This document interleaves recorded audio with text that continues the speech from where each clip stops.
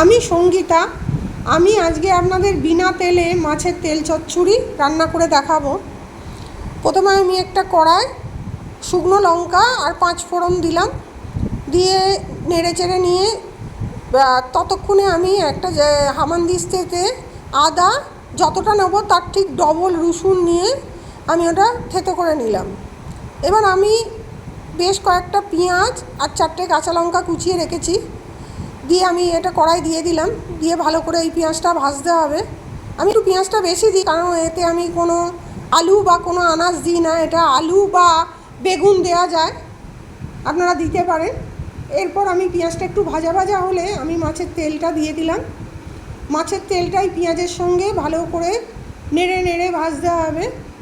এবার মাছের তেলটা ভাজা ভাজা হয়ে গেলে আমি এই আদা রসুন থেতো করাটা দিয়ে দিলাম। এবার আদা রসুন থেতো করাটা মাছের তেলের সঙ্গে ভালো করে নেড়ে নেড়ে ভাজতে হবে যতক্ষণ না আদা রসুনের গন্ধটা চলে যায়। আদা রসুনটা ভাজা ভাজা হয়ে গেলে আমি এতে হলুদ আর লঙ্কার গুঁড়ো দিয়ে দিলাম, দিয়ে এটাকে আবার ভাজতে থাকলাম। এবার যাতে তলায় মশলাগুলো ধরে না যায় তার জন্য আমি অল্প অল্প জল দিয়ে এটা ভাজতে থাকলাম।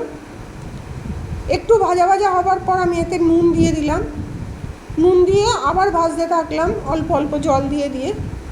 বেশ খানিকটা ভাজা ভাজা হয়ে গেলে আমি এতে 4টে কাঁচা লঙ্কা আর একটু অল্প জল দিয়ে দিলাম, দিয়ে এটা চাপা দিয়ে দিলাম। দিয়ে এটা একটু সেদ্ধ হতে দিতে হবে 2-1 মিনিট।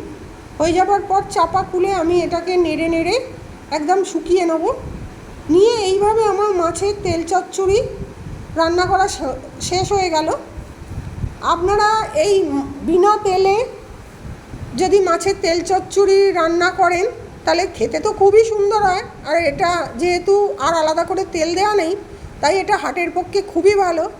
আপনারা এইভাবে তেল চচ্চড়ি রান্না করে দেখবেন।